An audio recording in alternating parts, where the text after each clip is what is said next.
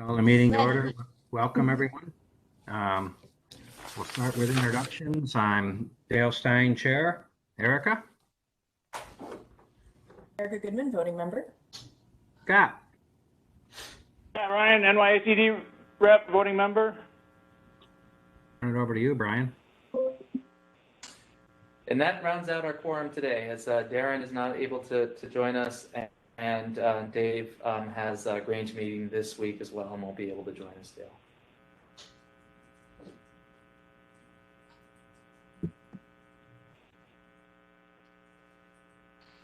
You want to start introductions on everyone else, Brian? I would love to. Yep.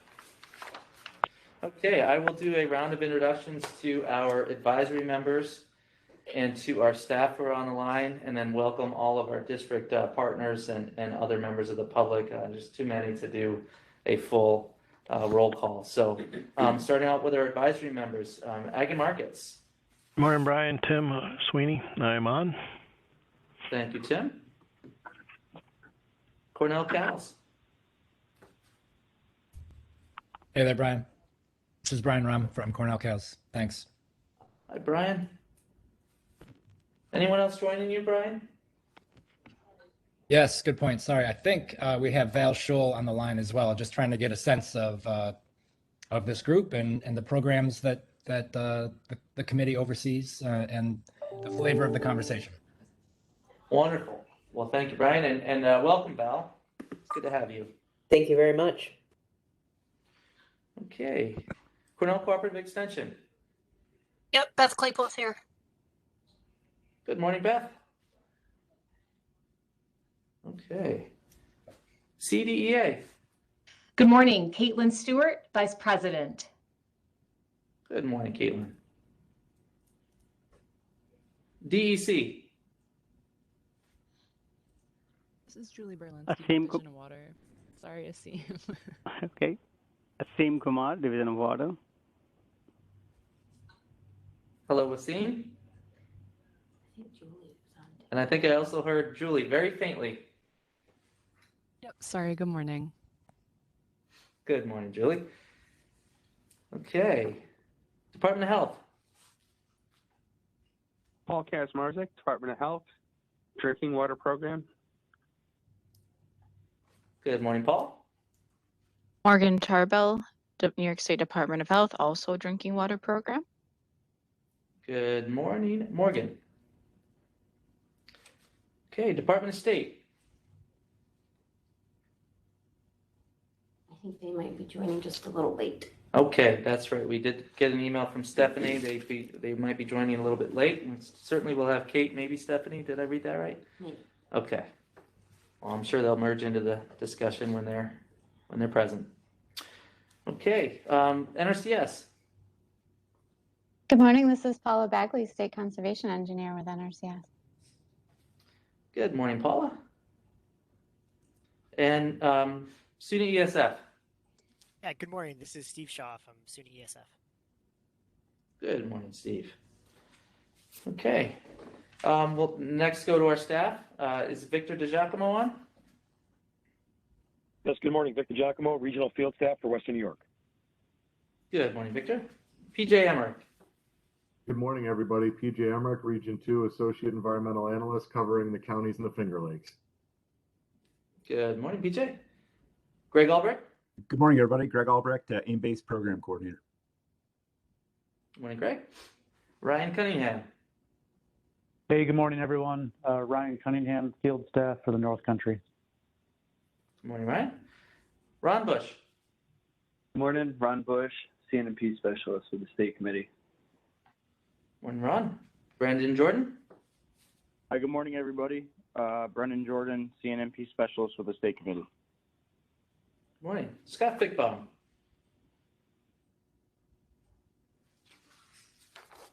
Good morning, everyone. This is Scott Fickbaum. I'm the Central New York Regional Staff and the State's CREP Coordinator. Hello, Scott. Good morning. All right. Jennifer Clifford.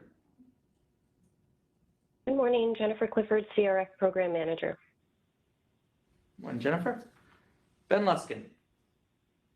Good morning, Ben Luskin, Region 5 AEA for the Southeast region. And Ben. Bethany Bizdu. Morning, everyone. It's Bethany Bizdu. I'm Program Manager with the State Committee. Abigail Edwards. Morning, everyone. Abigail Edwards, Excelsior Fellow. Tim Clark. Yep. Good morning, everybody. I'm Tim Clark. I'm the engineer for the State Committee. Morning. Lauren Brzezowski.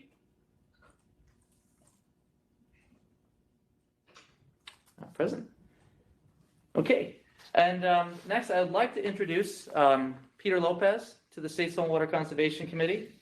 So Pete, I just want to make sure you're present before I introduce you. Yes. Hi, Brian. Good morning, everyone. Good morning, Pete. So Pete Lopez joins us as a policy specialist to assist in the implementation of new and existing programs and policies centered around the Climate Leadership and Community Protection Act, or CLCPA, the statutory goals, as well as programs and policies related to what we will need to be implementing, as well as other sectors, and certainly paying attention to the cross-sector kind of implementation of that act. Pete's also going to be working on renewable energy programs and policies, working with both units of the Division of Land and Water Resources, both the Soil and Water Committee and Ag Protection. Will be working on the farmland protection efforts as well. And Pete has extensive policy experience through his time as a New York State Assembly member and also regional EPA administrator, where he really was a champion for agricultural and rural environmental initiatives. So we're super excited to have Pete join our department and the State Committee and Soil and Water District family. So Pete, would you like to say a few words?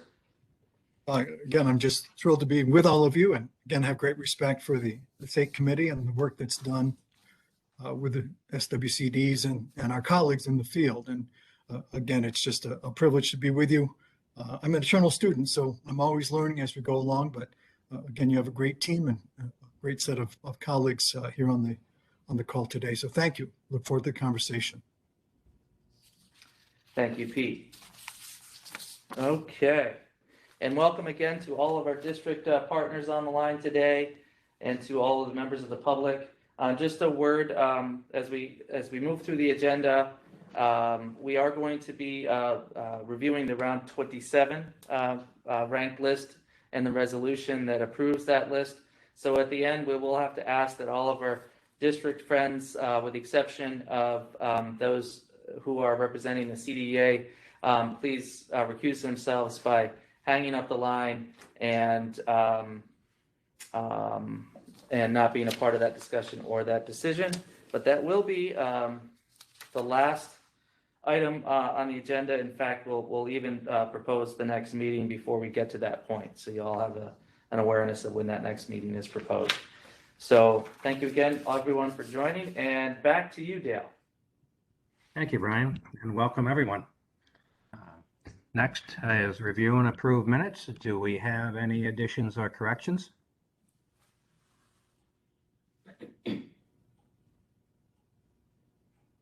If not, motion to approve, please. So moved. Second? Second. Moved and seconded. We'll go to voting. Erica?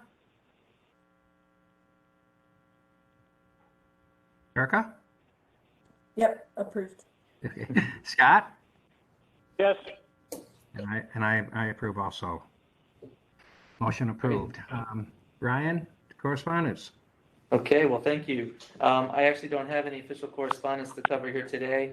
I will let you all know that we were it was requested of us to write a couple of letters of support and recommendation for various projects, and you know, we've accommodated those as they relate to the work of the committee. And other than that, we had not received any correspondence coming back. So with that, I think we can jump right into the agenda and just meet up a couple of minutes. Excellent. Thank you. CRF, Jennifer.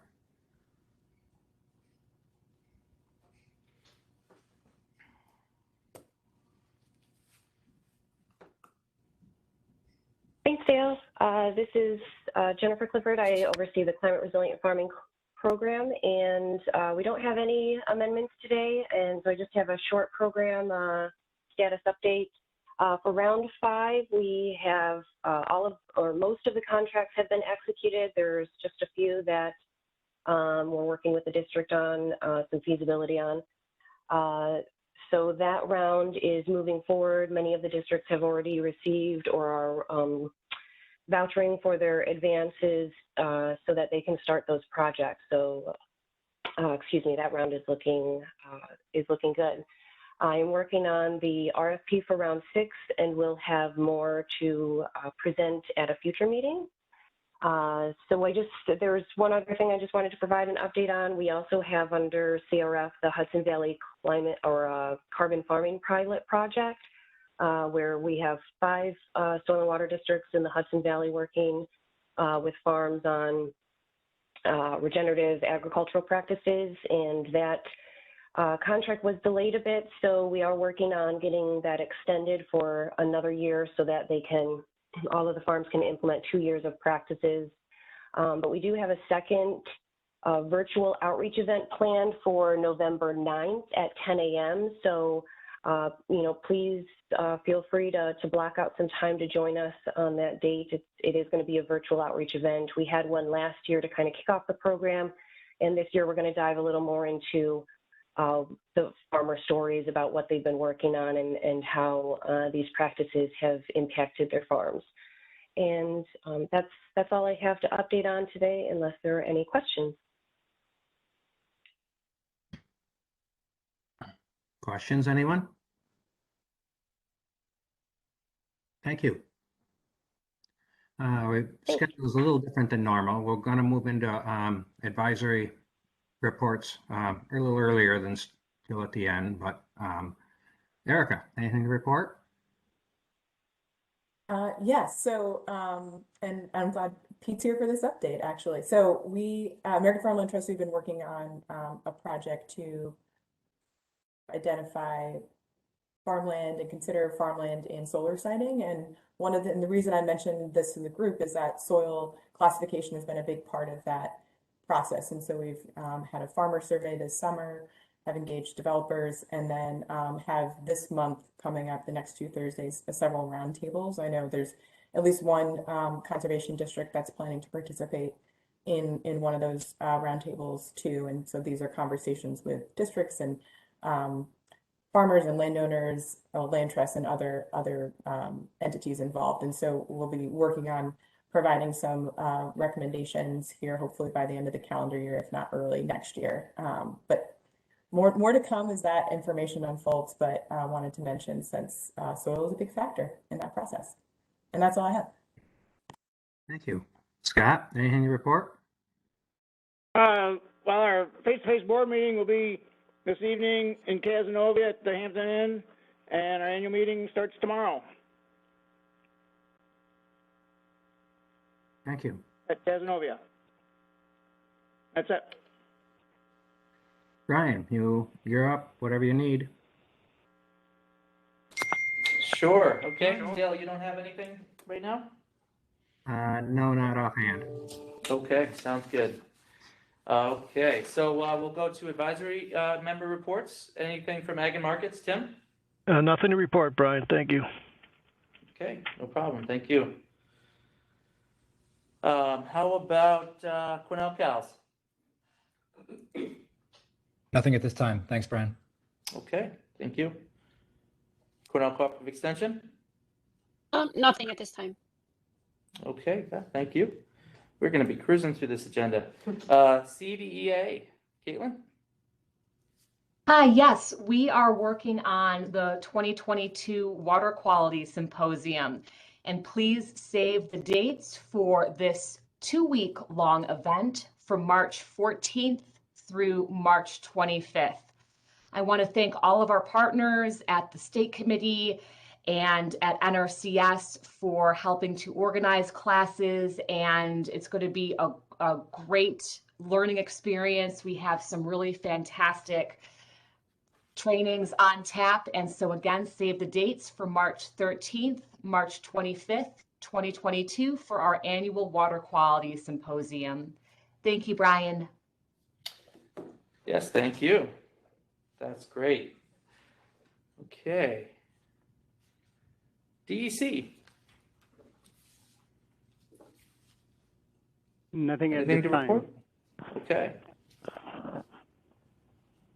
Julie, do you have anything? Yeah, I just wanted to update quickly on WQIP. We're just Great. expecting announcements to be made in December like usual. That's great.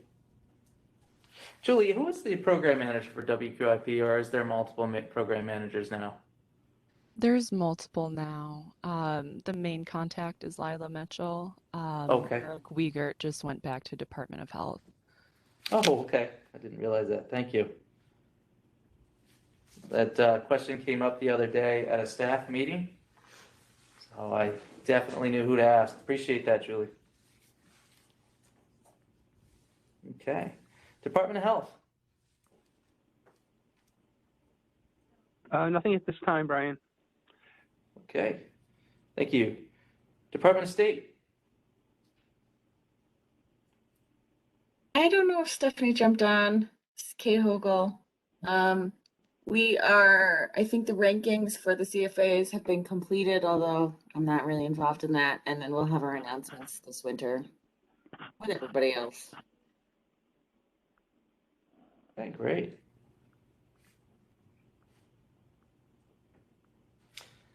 All right. NRCS. Good morning. The announcement that, or news to share that, just a reminder that the EQIP sign up dates is scheduled for closing on November 1st, 2021. So if anybody needs additional information, I can probably forward the email that went out to the Gov delivery. Okay. We just forwarded an email to Soil and Water Districts, I believe, had that information in there. Thank you, Paula. Okay, you're welcome. Anything else? Okay, SUNY ESF. Steve? Nope, I don't have any updates. Thanks, Brian. Okay. Excellent. Believe we do have some time. I'll go through the staff list here this morning. Victor, anything? Nothing to report. Thanks, Brian. Okay, thank you. PJ? Nothing to report at this time. Business as usual. Quite a few board meetings and doing some board presentations. Other than that, just carrying on as normal. Okay, great. Thank you. Greg? Brian, everybody, thank you for the chance. I'm all good. Okay, thank you. Ryan? One thing I'll mention, Brian, thanks, is tomorrow in Washington County, there's a professional engineers training. If you know any local engineers that are looking to work with soil and water districts, that's something we're trying to build interest on. Contact myself or Karina in Washington County, and we can line you up with the information. That was all emailed out to PE lists across the state, so I'll give it one more plug and see if there's any more interest. Thanks. Do you have, was there a pre-registration? Is there a decent amount of interest already? There's probably 15 or so signed up. Some of them are partners we've worked with in the past, a couple new names I see on there. And of course, this wasn't directly done by us. This was in partnership with Cornell Pro Dairy and the Lake Champlain Basin program, but good interest, and we'll have another one in the spring, and I can update folks on that at that point too. Excellent. Oh, that's good. Appreciate that. Ron? Thanks, Brian. No notable updates for today. Okay, thank you. Brendan? Nothing to report at this time. Thanks, Brian. All right, thank you. Scott?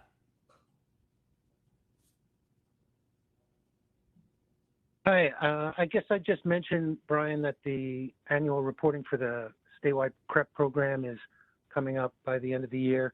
They held a webinar training yesterday, which went quite well. It's going to be the same sort of process as last year.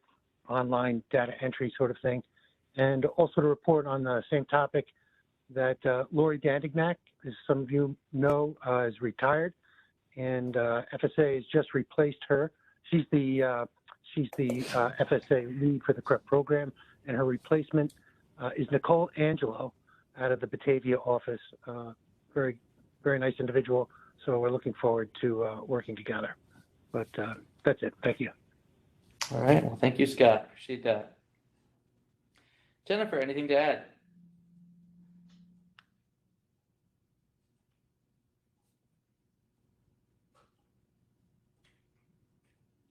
Sure. I will add that. Sorry. Thank you. Oh, no worries. I will add that we do have two contracts that we're working with Cornell on that help really support the goals of CRF and a lot of the targets that are being set under the CLCPA. So one of them really works around soil health. This is an ongoing contract that we've had with Cornell for some years, and supports a lot of outreach as well as research and something as well as soil health testing, and including more outreach and support for soil health testing for BIPOC farmers is something that's specifically being done under this contract. So I just thought I'd provide an update on that one. That was something that had been waiting to be executed for a while, and that's finally executed. So that's now supporting that work being done. And then something new that is we're supporting is Cornell's nutrient management program, their SPEAR program. So that's something that they were awarded some funds in the EPS, and then we're going to help support that contract. And those just kind of align with some of the other goals that we've been talking about. Since we had a little extra time to talk this morning, I thought I'd mention those are happening, and you'll hear more information about them as we work through that contract. Jennifer, thank you for that Thank update. And that nutrient management effort, that is funded from the Ag Waste Management line, is that correct, out of the EPF? DEC is the manager of those funds. Okay, thank you.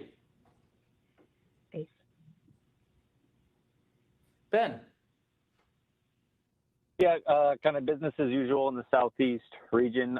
Some districts that have been working on some hiring, backfills mostly, with a couple new positions that have been added to districts, so that's good news. Other than that, state aid front, November 1st, the deadline for Part B requests for 2022. I have about half of those so far, so there's about 2 weeks left to get those in.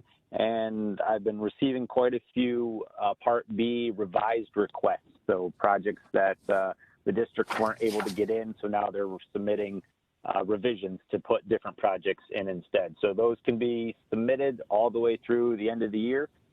So if there's any districts that still need to revise their Part B project, just email me in the revised request. But that's it for me. Thanks. Thank you, Ben. Bethany.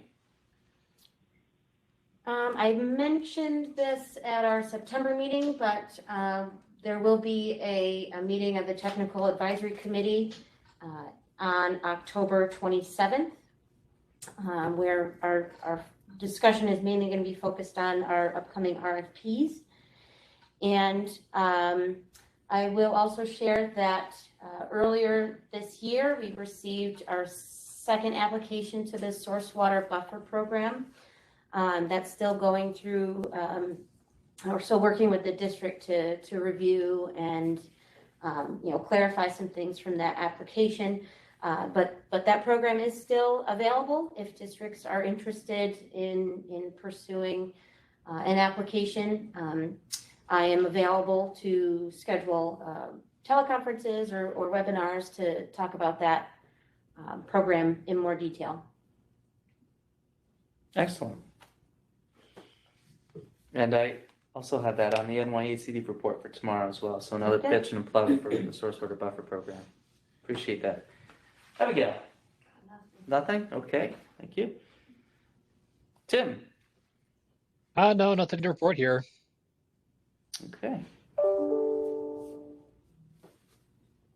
All right, Pete, anything to add?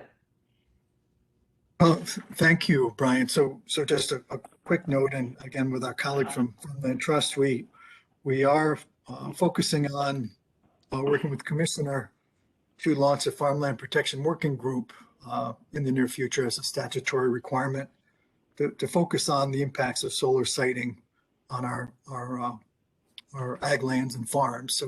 So that's in progress, and again, there'll be more news on that as we move forward. And working with Mike Latham in particular, Mike is leading that and I'm helping support. And then, of course, working with Brian and Jennifer and others on the Abigail and the climate action portion. So more to come on that. So thank you. Thank you, Pete. Appreciate that. I think that sets up a good portion of our next topic on the agenda as well. Am I missing anybody, though, before we move on? Voting advisory staff?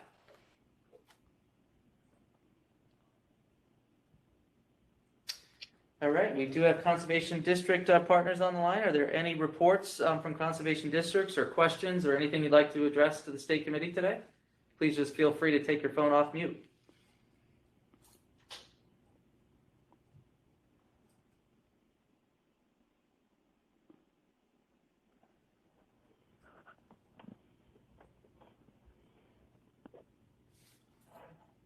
Okay, hearing none. How about members of the public or other partners today? Anything that you'd like to ask of the State Committee or report to the State Committee? Go ahead and take your phone off mute.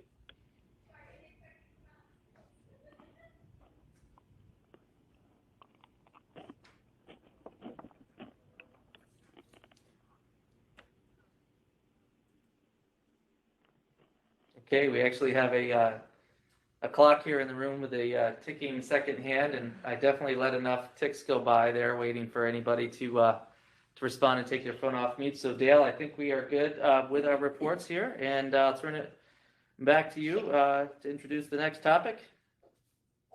Thank you. Since we are ahead of schedule a good half hour, I just wanted to bring everyone up to date on something that happened on our farm. Peter Wright contacted me about they were able to get some specialized equipment to measure methane and a video camera that literally see methane through the camera, and wanted to look at covered manure storages and digesters to find leaks and see while they were performing. So he came to our farm and they walked the whole storage, and they were able to pick up leaks on basically every connection to the cover has some type of leak. Nothing. The only major one was at the exit port, which we knew that goes to the flare, and we knew that because the exit port is not big enough. We have to have that changed next year to get more gas out. Makes too much. But all the other connections where there's stir ports and everything else had some type of minor leaks. And what they are finding is that this is common on covers. Ones that are not, ours is cemented into the ground. Some that are not cemented in, they're just a 3-foot deep trench backfilled with dirt holding the cover down. The methane is literally bubbling up out of the ground around that because it's not cement to hold it in. So we're going to put a new cover on our satellite storage in the spring, and I plan to talk to the company then about having some type of sealant added to all the areas where they have stir pipes and other lines that come out through the cover where they're strapped on tight to the cover, but they are losing some methane there. As we go forward with these covers and possibly carbon payments in the future, we have to make sure these things aren't leaking. So it's, and Pete did this because they want to put a study together to really track what's going on with digesters and covers and see how much methane is actually being leaked. But the camera was very interesting. You could stand right there and you could literally see methane rising going through by looking through the camera. But in many things that we have done in the past, we haven't actually had studies to see what the total effect afterwards was done, where this, I think, is very good. And I hope they are able to get the grant going so that we can improve on the designs that are being used to be more effective.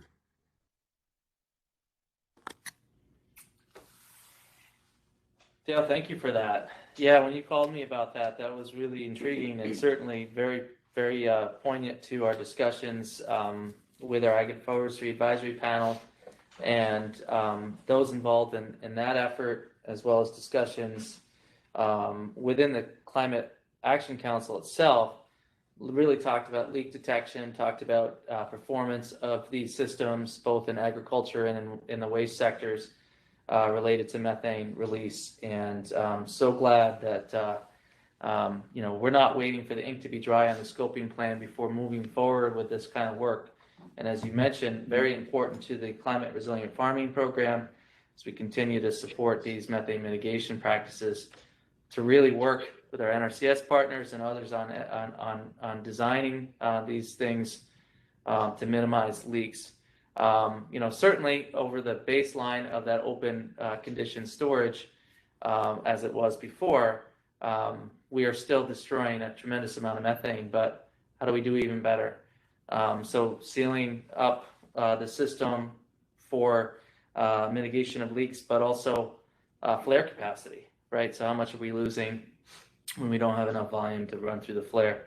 So a lot of very, very great minds, working on these issues to just improve the system. And also, Dale, that particular project that they did, that particular study was on the storage that you've had covered for over 10 years, right? Yeah, 2012, we put the cover in. Okay, so just about 10 years. So it would also be interesting to see just over time, what kind of maintenance needs there are on these systems. Yeah, interesting. Excellent. Anybody else have any questions or comments on what Dale just presented?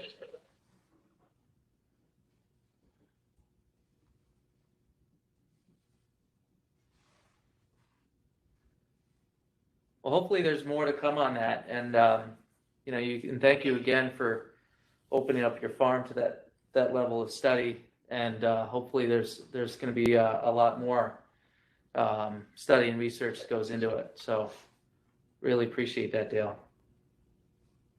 I'm interested to see how the covers have changed in about 10 years when we do the next spring, and see what adaptations they have come up with about it. So hopefully they've got some significant improvements. This works well, but it's definitely got some minor problems. Excellent, thank you. Next on the agenda, 2020 meeting schedule and topics. Yeah, so I'm routinely thinking that that we're moving into 2021 here. I guess my whole body and mind feel like 2022 was a little bit of a lost year, but so that meant to say 2022 meeting schedule and topics. Yeah. And really what I hope to cover here with the group, and as much discussion as we'd like to have, or as little, that's fine too, and certainly can reach out to me at any point in time. But just as we move into 2022 and thinking about the types of priorities, programs, both new programs and expanding programs, as well as all of the partners that we work with here at the state committee, and additional partners and stakeholders that we've met through other types of work groups and advisory panels. Just really kind of talk a little bit here about what are those topics, priorities that we'd like to set. And also thinking about trying to be, as much as we can, and I realize that it doesn't always work this way, but also trying to have a predictable meeting schedule. We always strive for the third Tuesday, but sometimes that doesn't work out. But also, what are those months of the year? Generally, they've been August and sometimes November that we don't need to meet. And then, as Dale mentioned earlier, as we now have experienced and I think learned a lot about WebEx and remote meetings. If it continues, if there's a permanent change in the law that allows for this, or even if we have a quorum membership of our state committee in one or two places, and then still allow this WebEx option. I think that's something we want to pursue. But there are also going to be times during the year where it's advantageous for us to meet. So, can we have a brief discussion about when that might be? How often do we want to try to set up a field tour if everything goes back to pre-2020 time frame? We had some great success in developing a broad agenda and partnering with conservation districts and regions across the state to showcase some of their work. So, anything really here is on the table. I'm going to turn it over to everyone on the phone, including conservation districts, but also, staff got together last week and also strategized on a few topics. So if we have a little bit of trouble kind of priming the discussion points here, certainly we can offer up a few ourselves. So I don't have any PowerPoint slides or anything to share. Just really want to have a kind of free-form discussion, and certainly recognizing that we don't have a full quorum today. So Dave and Darren's perspective on this will be really important. I'll be reaching out to them as well.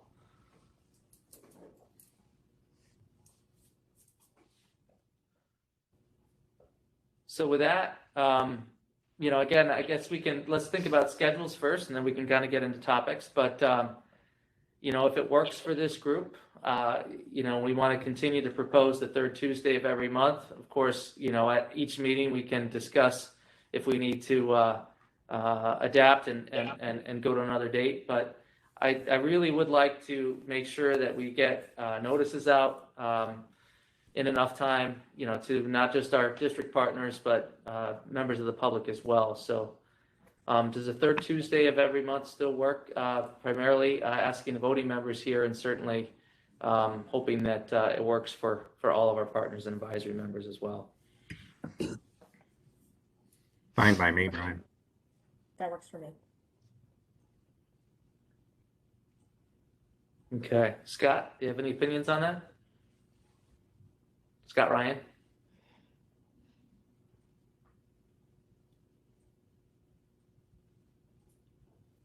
I'll take the silence to mean consensus on that one for now. Okay. Now I'm hearing a bit of an echo. Oh, that's fun. Okay, we'll fix that there. But how about we try to meet at least 10 times during the year, and generally we do take August off. So does that still work for Dale and Scott, thinking about farming and what you have to do during those months, and also of course vacations and all other schedules are tough during the summer? We usually do August and January, no meeting. The rest are fine by me. I'm not sure everybody else.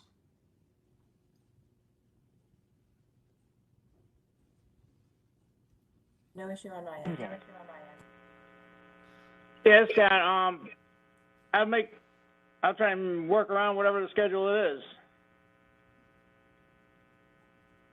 All right, great. Well, I appreciate that. I know Darren's schedule with the aquaculture fish farming is really hectic, and often he's unaware from 1 month to the next whether he can do it. But we'll talk with him as well, and certainly also communicate with Dave. But we'll shoot for the third Tuesday, and August and January would be our months off, unless of course there are other reasons that we need to cancel a meeting.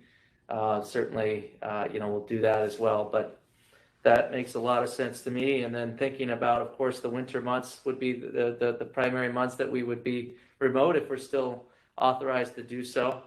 And even with the open meetings law, if it doesn't change, we can certainly always do the video conference system like we had before, where we just post the location of all of our voting members. And if it works out well for Erica and Scott, who are relatively local to Albany, this site here is always available But as we did back in, I think it was July, we can always use that format and be in compliance with open meetings law, regardless of what happens after that January expiration of our current authority.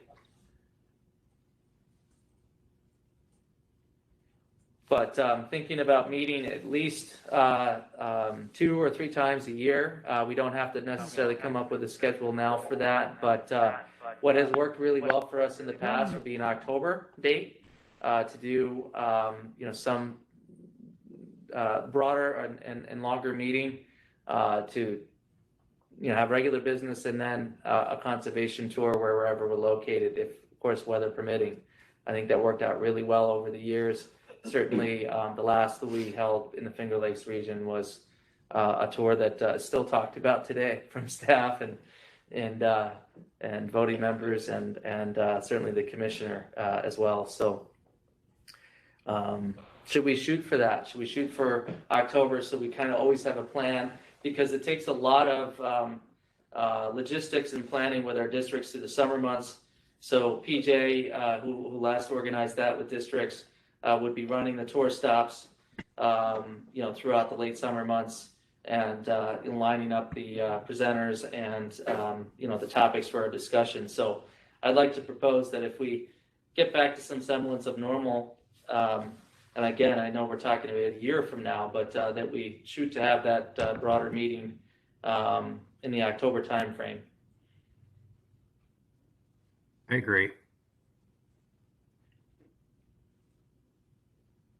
Any other thoughts on that?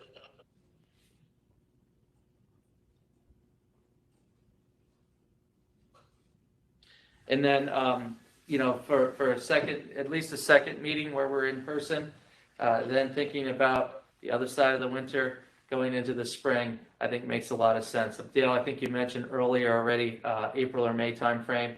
So, before things get a little bit too crazy in the summer months, early enough to where it's also not too crazy at the farm. But that also might work, right? April or May as another sit down together meeting.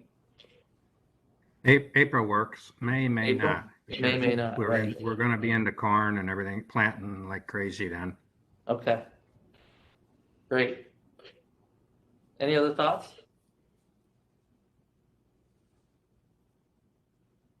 All sounds good, Brian. Okay, thank you. All right, and just before we move on to topics, priorities, and open discussion, something that we may also want to shoot for as districts do this annually, January, usually, and of course, if we're not meeting in January, that's okay. We could do it in February, but to have more regular organizational meetings as a state committee where we discuss internal policies, such as what I mentioned before, related to writing and signing support letters, other authorities that the state committee might give to the staff based on our strategic plan, as well as election and re-election of our chair and vice chair. So I'd also propose that we more regularly hold those organizational meetings early in the year to kind of set the tone for that year. So I can start to work that up.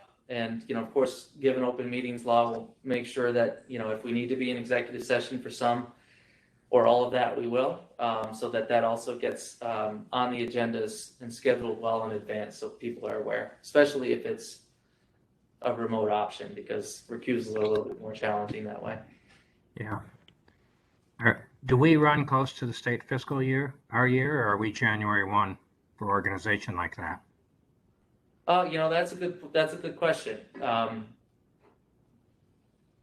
I don't know necessarily if the fiscal year is relevant to too much beyond, our program administration.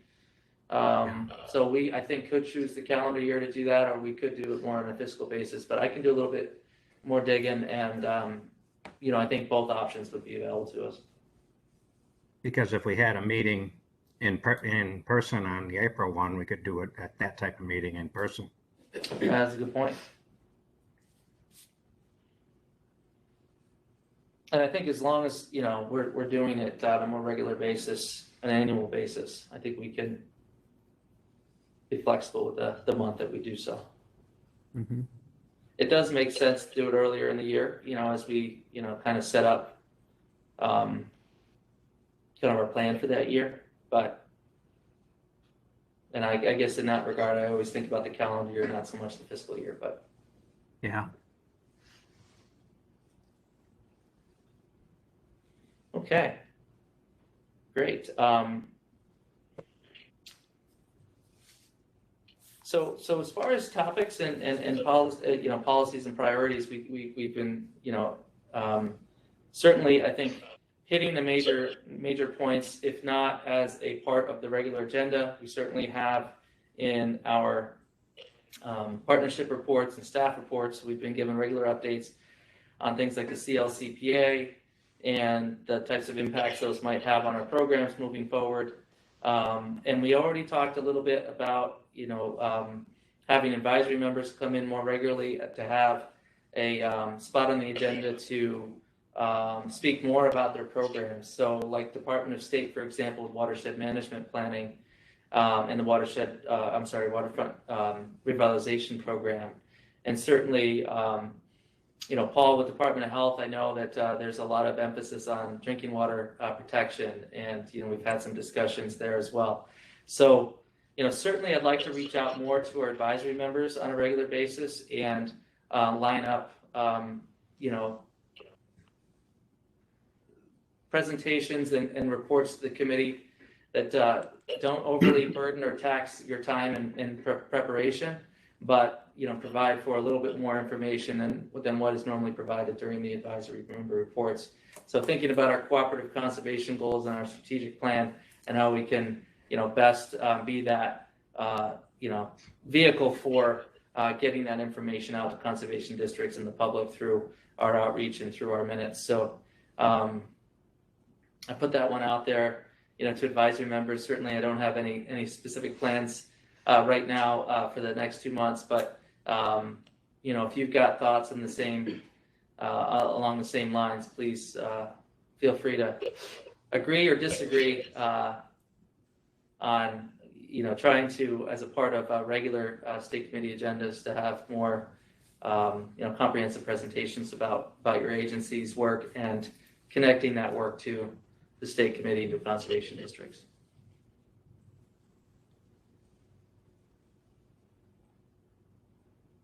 Sounds good, Brian. There is a couple things that I think we need to,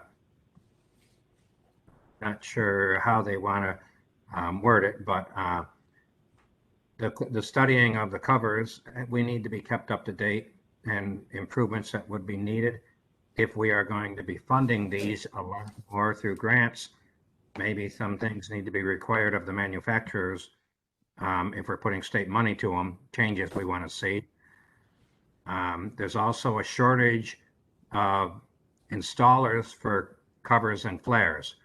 There's some that do covers but don't do flares. If one major company is doing all the covers and flares, that's not going to meet the goal I think we may be required to meet going forward. How do we address that? Reforestation is another issue that I think we're going to have to be looking for advisory members on telling us how, when, where, everything about it, if we are going to be doing some type of program to try to reforest vacant land for the new climate goals. We're going to need advice on that, and I don't want to go out there and throw 1 million seedlings out and see 1 million seedlings die without some type of program to help them survive. Right. Really good point.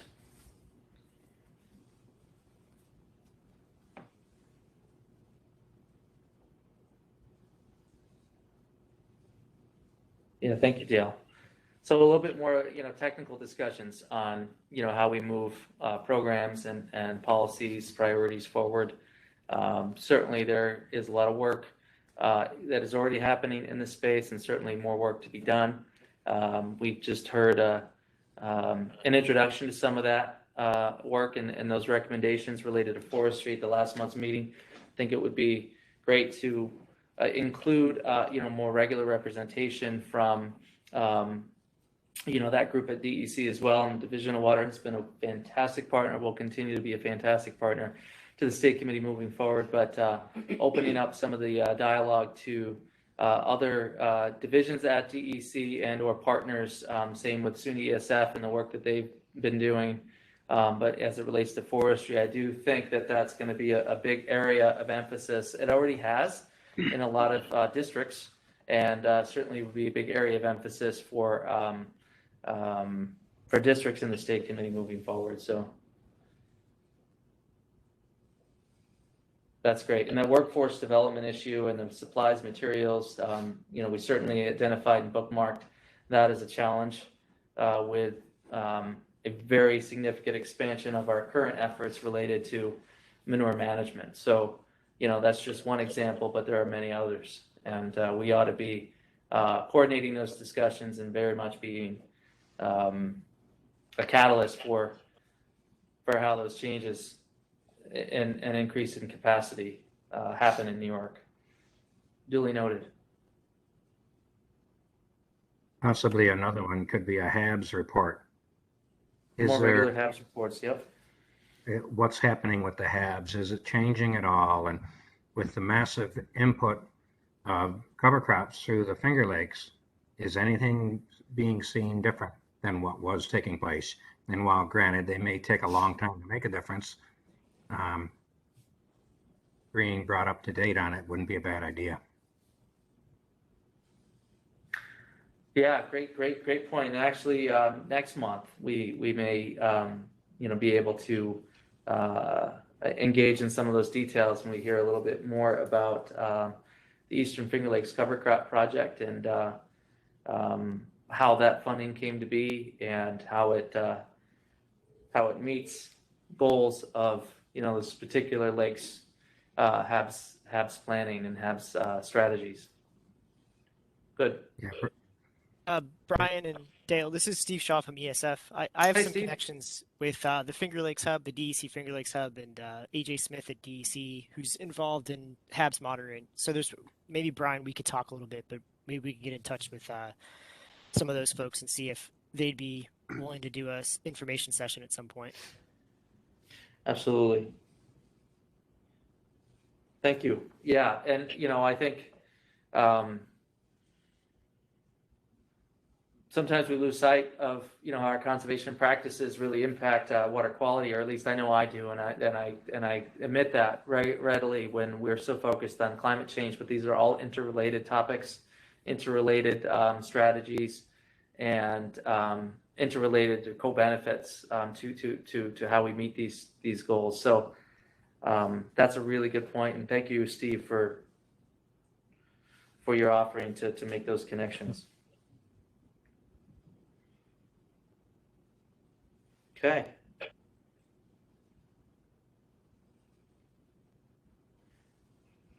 Anyone else?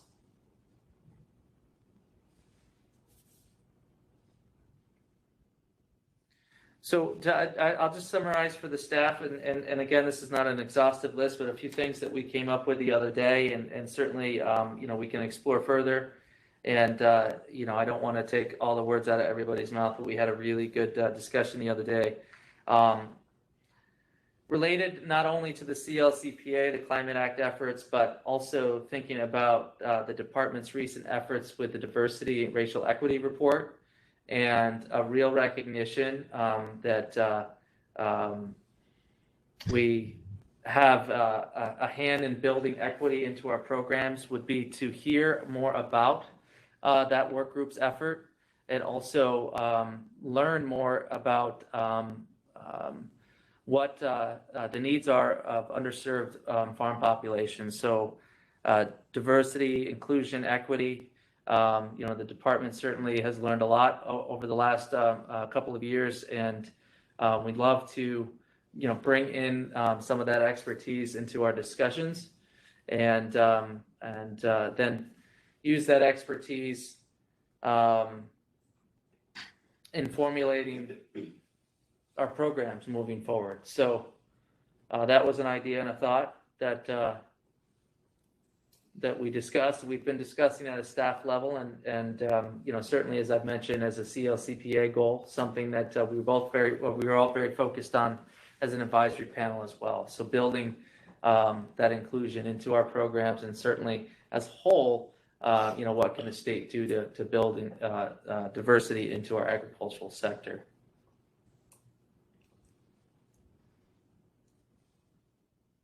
Any additional thoughts on that?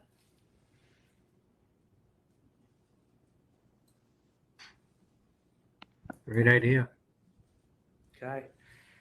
As Pete, you mentioned earlier, and I know that a lot of conservation districts have been getting questions and certainly been fielding a lot of concerns at the local level about solar siting, and certainly bringing in the efforts of our Ag Protection Unit into the state committee discussions for awareness, and then you know, other types of actions, but the Farmland Protection Working Group.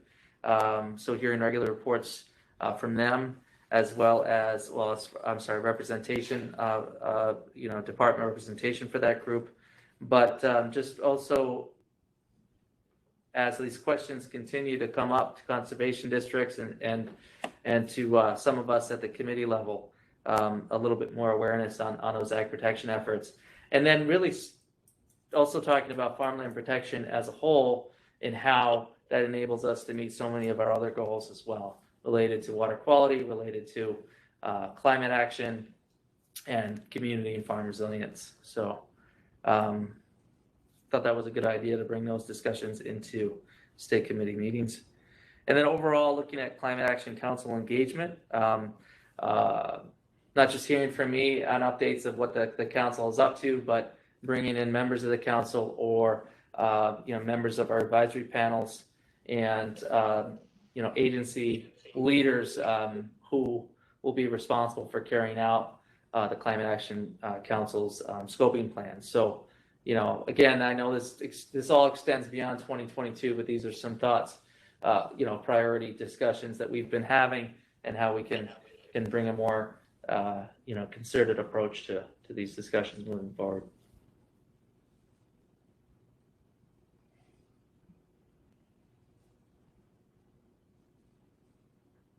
And also kind of along the lines of our advisory members and bringing in efforts from both, you know, our advisory members and others that they represent at their particular agencies or organizations or academic institutions, you know, kind of hearing more from those stakeholders. So thinking about Cornell, for example, Brian, I know we had some discussions, and then COVID hit, about an on-campus meeting. If we're unsuccessful at doing that, but we can bring in a WebEx version of that, to have principals during certain times of the year come in to address the committee, talk a little bit broadly about what is happening at their institutions, such as Dean Holton, or you know, agency commissioners, student ESF presidents, others who, you know, can bring that broader perspective, hang out with us for a little bit of time, and then we can hear from a diverse set of faculty or you know, divisions of different agencies. So thinking about bringing back those kinds of programs to state committee meetings, whether we can do it virtually or in person, you know, kind of remains to be seen. But I think just the format, you know, largely would be the same if it would be in person or in you know, via WebEx. But there's some other thoughts that we had. Yeah, I like that idea, Brian. Be happy to talk more about how to make that happen effectively. Awesome, Brian. Thank you. Dale and some others might remember that we also used to hear a lot from districts. We used to have district presentations at regular meetings. It was a lot to organize, and certainly to ask of districts as they were traveling, in some cases pretty far for those meetings. But you know, again, I think we can take advantage of our remote options and bring districts back in to present to the committee on, you know, their county demographics, their district programs, you know, the types of priorities and goals from their own mission statements to their AIM action plans and so forth. So there's another thought that we had. Certainly hard to get to every district. If we did that, it would take 58 months to do it. But thinking about certain meetings throughout the year where we might have a group of districts, maybe it's through the watershed coalitions, but having more district presentations for that entire region. But certainly that's also something that we have turned into those conservation field meetings. But I really would like to bring back those stories. I know that it used to kind of recharge my tank to hear about what districts are doing specifically from them. Brian, this is Caitlin. I think that is a wonderful idea, and I can certainly help to coordinate some of these presentations. You may consider reaching out to division reps, and this is something that I can assist with. And yeah, 58 districts, it would certainly be hard to get to, but maybe have a district from each division speak, and that would certainly cover a good majority of the SWCC's monthly meetings. And let me know how I can help, and also sign me up for a presentation. I would love to offer some some perspective from Hamilton County up here in the Adirondacks. Well, thank you. Duly noted. I really appreciate that. The division rep, that's a really great idea. That would help us out a lot in getting that diverse perspective, but doing it in a way that it's manageable. I really appreciate that. And I remember when Elizabeth gave the Hamilton presentation, and I think we all learned there, and I will ask you, Caitlin, if the same is still true, that there are no streetlights in the entire county in Hamilton. Absolutely. Brian, we have no streetlights, we have no fast food restaurants, and no major chain stores. So we are rural here. Awesome. And when I say streetlights, I don't mean the kind that illuminate your way, but I mean like the traffic lights. Yeah. And sometimes our streetlights don't work. So yes to the streetlights, and yes to our traffic lights as well. Well, thank you. I appreciate that perspective. Thank you for your idea there. Definitely we'll work with you on that. Okay.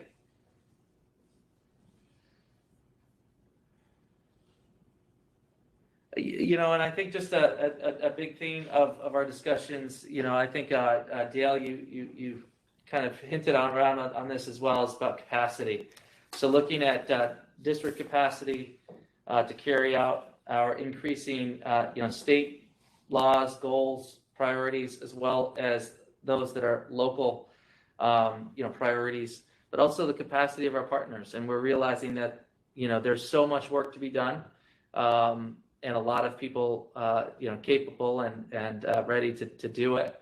So, looking at our partners, our advisory members, and various stakeholders, having more discussions about capacity to carry out our programs, and also those that, meet the goals of our sister agencies and organizations, our advisory members.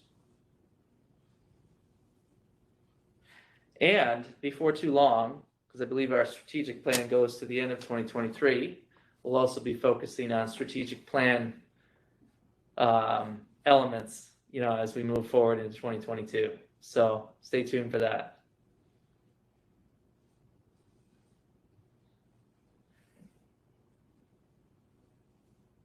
Am I leaving anything off the list that we developed the other day, or any other thoughts or ideas that anybody has? There was a comment entered into the chat. Oh, thank you. Regarding culvert inventory work and assessment of flooding and organism passage. Okay. Particularly decision support for landowners and municipalities about where to focus improvement efforts. Excellent. Great contribution. Thank you for that. Hey, Brian, Bethany, this is Brian from CALS. I guess I threw that one in there just because I know that a lot of that work in doing the inventories around the state is done or assisted by soil and water conservation districts. So from a high level, I'd like to see that inventory work, which I know has been going on quite a bit, actually turn into good projects. And certainly, maybe that's happening. And I guess I'd like to have a better sense from the bottom up as to whether people think that's happening. And if it's not, what can we do to actually make turn all of that work and effort into actual projects that make sense. So Yeah, great point, certainly. A few years back when we were in Oneida County and doing some project tours, we saw some examples of where that has happened and projects that have been, by all accounts, incredibly successful in meeting both flood mitigation and aquatic organism passage goals. And we often cite those projects for our annual reports, but are those exceptional projects that are happening, just a few places across the state, or is that, more regular and, becoming a part of both the district programming, but also the agencies that support that work? Is it something that is regularly offered support for, financial, technical support and funding? So that's a good point.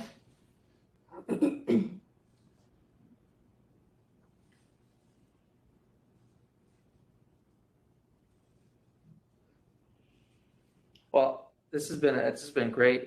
Certainly a good list, and sets forward a good direction for the staff in 2022 and beyond. And like I had mentioned before, you know how to reach me if you've got other thoughts. Again, conservation districts on the line today, partners, advisory members. At the end of the minutes for each month, I put my contact information out there. So if you've got thoughts for topics of discussion, or even dialogue and debate, something that we're doing that we shouldn't be, or something that we're doing we could be doing better, like these are the kinds of discussions we want to be having at the state committee level too. So please reach out. Brian? Yes, sir. Yes, thank you. And sorry for intruding. I was hoping just to throw one thought in, just for consideration, and this goes back to the conversation on flooding and organism passage. I'm not quite sure where this would go, but I just thought I'd throw this out. So in my work, particularly in the Catskills, particularly following Irene and Lee and storm recovery and moving forward, there was a lot of conversation around the issue of stream maintenance, and understandably a very sensitive matter, understandably a multi-agency concern. And I guess I just throw this out for you, Brian, and for your colleagues. Is there some conversation that needs to be, back to the issue of resiliency, is there some conversation that should be carried forward on this topic? Is it a valid topic, and is there a possible resolution, working with state committee and again our partners in the DEC and elsewhere? Just throw that out. Yeah, thank you, Pete. Yeah, I believe there is, and I know that some issues and interactions that some of our conservation district with stream programs have had with us and have had with DEC, and just kind of connecting those dots to ensure that that work can be done effectively, efficiently, by way of the statutes and the permits and regulations. So I think that would be good to have some of those discussions, and certainly it could also be really good discussions for our subcommittee meetings and bringing the higher level points to the state committee. But yeah, absolutely, good point, and certainly. Thank you. I don't mean to distract anybody on that topic. It just struck me as one that was of sensitivity, and again, I know there's some degree of controversy between the environmental management side of it and the practical flood resiliency side of it. So thank you. Yep, thank you. Great suggestion.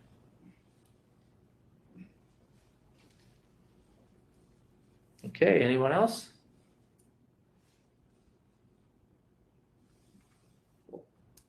Well, thank you again for indulging me on this discussion. And again, you know how to reach me. If you've got other thoughts, please provide them to me, and we'll make sure that we note those. And I think we have a lot to fit into our agendas and time span, you know, of 2022 and certainly beyond. But really appreciate it, and more to come. Dale, before we go into the next topic of the agenda, I did have a meeting come up that I need to go take. So I'm going to turn over the next portion of the meeting to you and to Bethany. Before I do leave, though, want to talk about the date for our next meeting. And I know that we just had this discussion about third Tuesday, and sometimes it works and sometimes it doesn't. And Dale, I believe you have a conflict on that November 16th proposed date. So we would like to propose a different date in November. And we really can't be too early in November because of the work of the TAC and then the work of our own staff to put together recommendations for RFP development. But thinking about later in November, unfortunately, does put us into the week of Thanksgiving. But we do feel like that gives us the best option. As long as we have a quorum, we understand we might not get the broader level of participation that week. But looking at November 23rd as our possible date in November. Does that work? And I know I need to reach out to Dave and to Darren, but Erica and Scott, will that work for you? Remote meeting, of course. That'll work for me. Thanks, Brian. Thank you. Yeah, I can make it work. Okay, thank you. Yeah, sorry about having week. I'm probably not going to be available even to do computers, so we can move it back a week. It works better for me. Well, thank you. And November and December, we'll also be bringing all the annual plans of work for state committee approval. I did not feel the need to put that on the agenda for today because we only have a few that have been reviewed and recommended approval from our field staff. So November, December, we'll have all 58 district annual plans of work listed and ready for your approval. That was my 15-minute warning. So Bethany, Dale, thank you. And thank you, everybody. I do apologize for having to run out, but you're all in good hands. And Bethany, I go through program status and amendments, and then just ask for the recusal and go forth. Thanks, everybody. Thank you, Brian. Have a great rest of the day. Bethany, you want to start Ag Non-Point Source? Sure do. So I'll give just a brief program status update for folks. So far in 2021, we've completed 33 contract closeouts, and we've processed 11 amendments in total, 10 of them being time extensions, and we did have one landowner change amendment that was processed earlier this year. With round 26, there are still a handful of contracts that are out there that have not been fully executed yet. We are still waiting on 5 contracts from all of the contracts through round 26 to come back and become fully executed. But just as Jennifer reported, a lot of the projects through round 26 that have been notified that their contracts are fully executed are starting to request their advance funds, and some have even requested their BMP implementation payments. So that's good news in terms of some of those projects are already starting to get underway.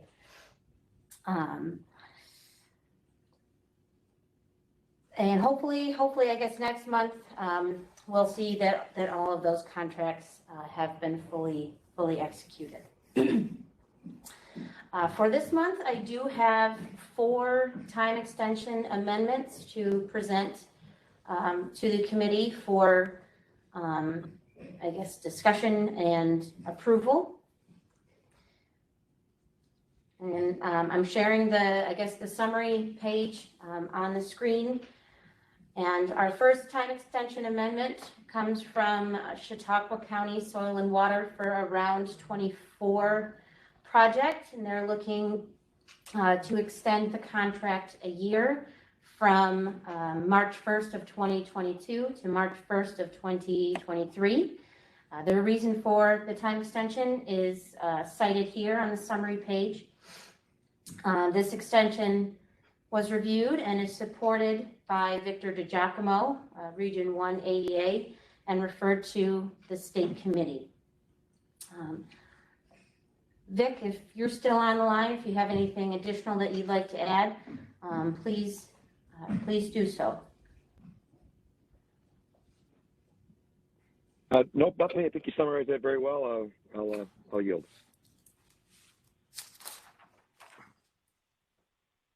Any questions or comments, anyone? Could I get a motion for approval? So moved. Second? A second. We'll go to voting. Erica? Approved. Scott? Yes. And I vote yes, so it's approved. Next, please. Okay, the next one is also from Chautauqua County Soil and Water Conservation District for a second round 24 project. Also looking to extend it a year to March 1st of 2023. The reason for the request is cited here on the summary report, and this time extension was reviewed and is supported by Victor DiGiacomo, Region 1 AEA, but referred to the state committee.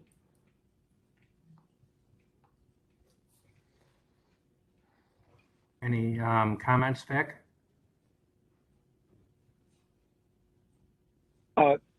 No, Dale, Bethany summarized it real well here in the synopsis. You know, both of these farms have really encountered a number of issues that have slowed progress, most notably, internal farm finances. So both farms still very committed to their projects and just looking for a little more time to get those finances in order. Thank you. Any other comments or questions, anyone? Get a motion, please.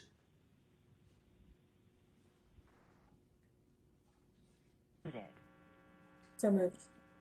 Second? Second. Go to voting. Erica?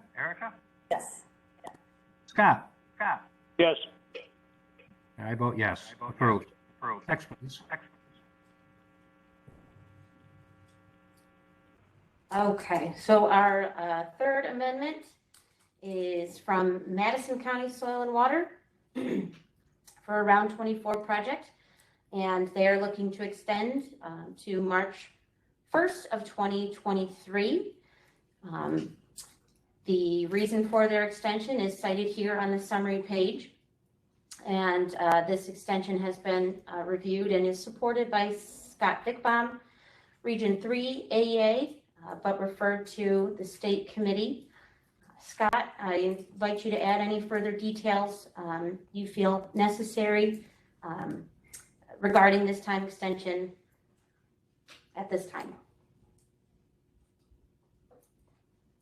No, I think you've got it pretty well there. Just to say that neither the district nor the landowner had any control over either circumstance. So, thank you. Thank you. Any questions or comments, anyone? Get a motion, please. So moved. Second? Second. Voting. Erica? Yes. Scott? Yes. And I vote yes. Approved.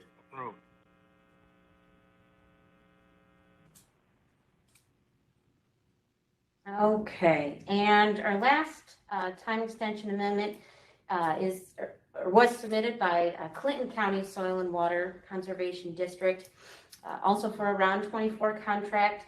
They are looking to extend this contract to provide two construction seasons to complete the best management practices.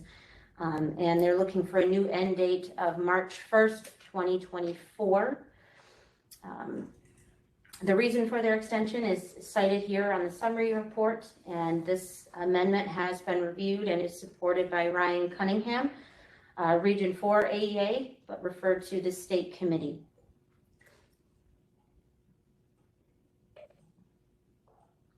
Any additions, Ryan? No specific comments, but I know Pete is on the line here from Clinton County if you wanted to add anything. I would just say that, one was they were doing 2 BMPs. One was a silage leachate treatment system and then also a covered barnyard. And so they did not think they could get both projects done in 1 year. Thank you. Any questions or comments, anyone? Get a motion, please. So moved. Second. Second. Go to voting. Erica. Yes.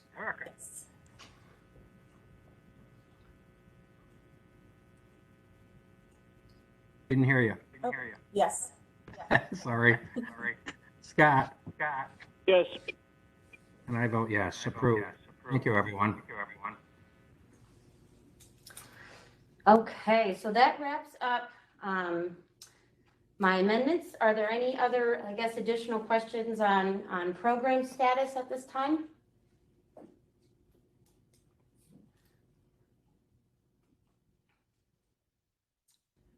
If not, then I guess this is the point in our agenda where we have to ask that all districts except the CDEA representative and any farmers to recuse themselves from the round 27 Ag non-point source proposal review and discussion of resolution 21-01.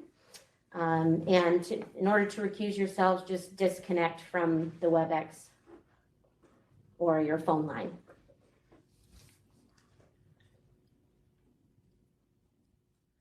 And I guess we can give folks just a few minutes to hang up, and then I will share the ranked list on the screen.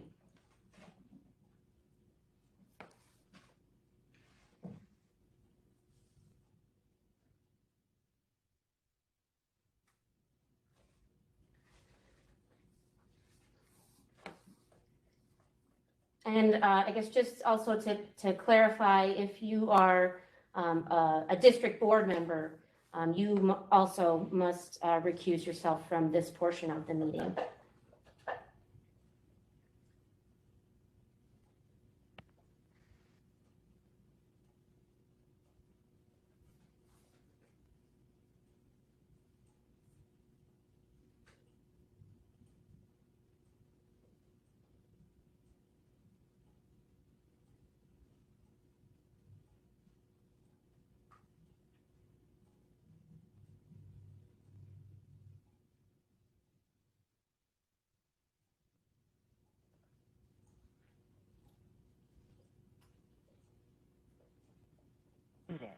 Hey, Dale, should I be on or off? Scott. No, you stay on. Okay. Need you to vote. I know.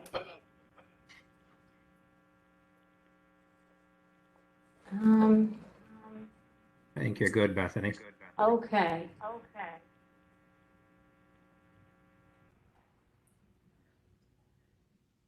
Oops. Hold on, let me switch here.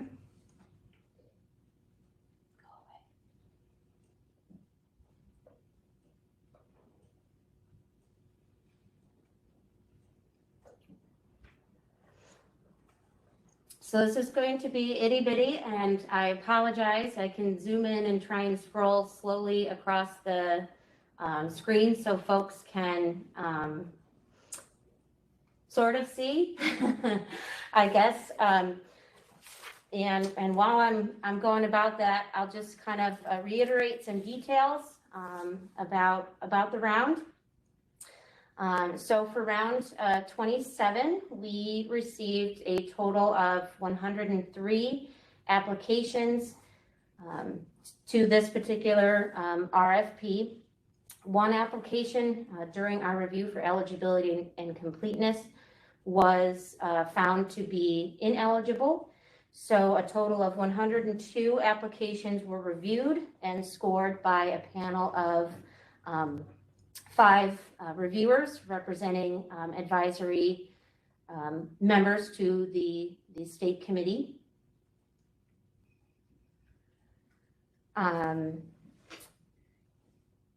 For this round, we received a total state funding request of approximately $29.7 million. And in our RFP, we made approximately $13 million available to support projects through this round of funding. The way our scoring process works, applications or individual applications can receive a maximum score of 50 points. That is without bonus points. And then the scores from each of the reviewers are added together to determine the overall aggregated total. And then those aggregated totals are then combined to the total maximum score, which in this round, the total maximum possible score that an application could have received was 250 points. We then add the bonus points or assessed penalty points to that aggregated total, and that is what that is when we get our grand total here that you can see in this last column of the ranked list. And that is how we determine, that is how we rank the list. It's based on that grand total score. So I'm just going to continue kind of moving through here as best I can.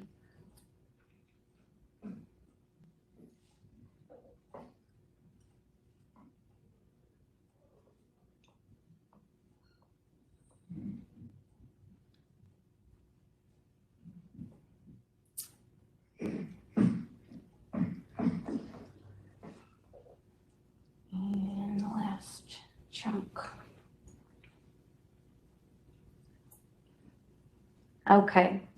And just for what it's worth, at the bottom of the ranked list, that is where we kind of tally up that total dollar amount that's requested from the state, as well as other various details of the program, which I've reported on previously. But through this round of funding, we received applications, for a total to assist a total of 176 farms, a total of 23, approximately 23,000 acres of cover crop were proposed, and we also track acreages for riparian buffers that are proposed, as well as the number of waste storages and covered heavy use areas. I'm going to scroll back up to the top, and again, I apologize that it's difficult to see the whole thing in one shot. Are there any questions about the ranked list or the round in general? How many projects can we fund, did you say? Well, in the RFP, we made $13 million available initially, depending on if we have some funds that have been returned throughout the course of the year with the completion of closeouts or completion of projects. There is always the potential that we could award more, but at this time, 13 million is the level that we're at.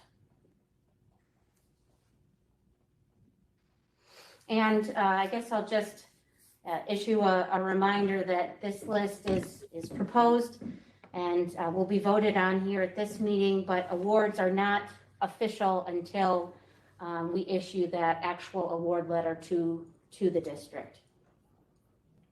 Well, this is Beth Claypool. I wonder if we can get a summary of the number of farms. Sorry. I wonder if we can get a summary of the number of farms, number of acres and total amount requested versus total amount that we have to award. If that could be put in the minutes or something, just really simplistically. Like a summer, I'm sorry, there's an echo. Yeah, like just a summary statement of what you kind of just said, that 23,000 acres, 176 farms. And I think if I'm reading this correctly, 43 million is requested with potential funding to 29, but we only have 13. Is that kind of how I'm understanding it? No, so the total amount that's being requested from the state is that 29.7 million.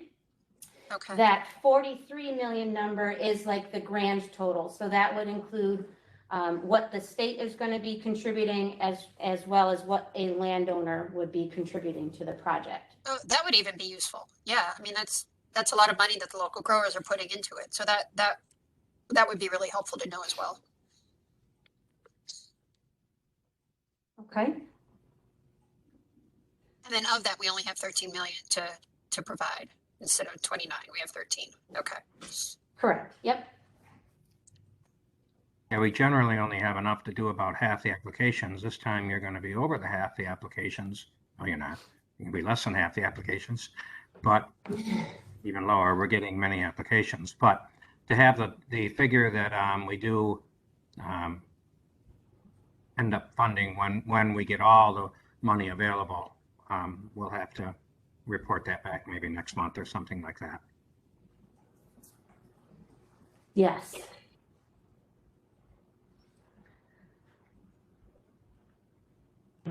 Dale? Yeah. Scott. One of those applications is Montgomery County, which I am from. Okay, what was the question? Well, is there going to be a conflict? No. I know you need a quorum. It's not your farm. No, it's not my farm. Then it's not a problem. Okay. You can't participate if you're applying for a grant. You have to recuse as a voting member. But there's multiple on here from Genesee County, but I have no idea what farms they are. So it's not a conflict. Okay.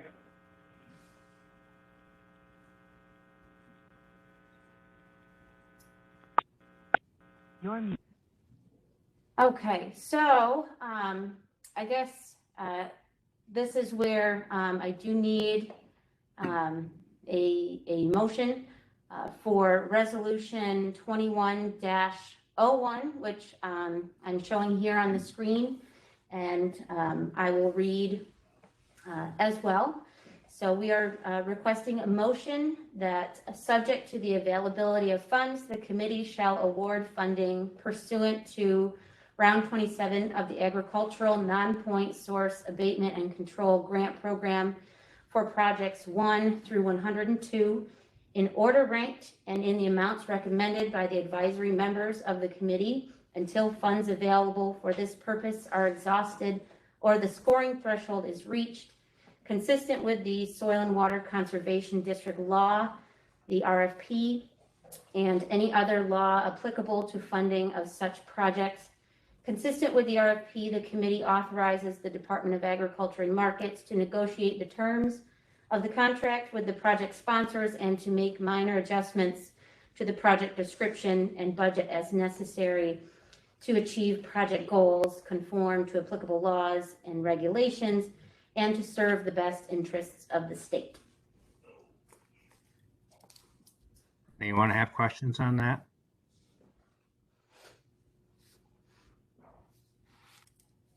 Motion to approve it? So moved. Second? I'll second. Voting? Erica? Yes.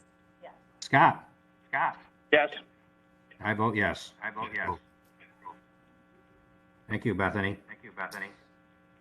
Thank you, and I do just want to say again, a huge thank you to all of the reviewers that participated in the review and scoring of all of these applications.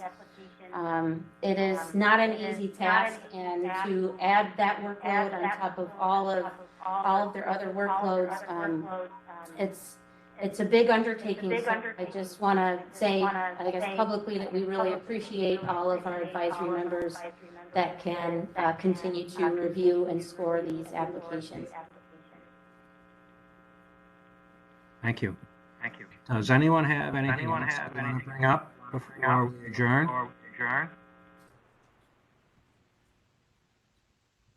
Hopefully, we'll be able to next year get some in-person meetings and be able to do some more in-depth discussions on stuff on issues that are come up. I thank you, everybody, for participating, and any guests, thank you for listening in, and the meeting is adjourned. Thank you. Thank you, everyone. Have a great day. Thanks. Good to see everyone.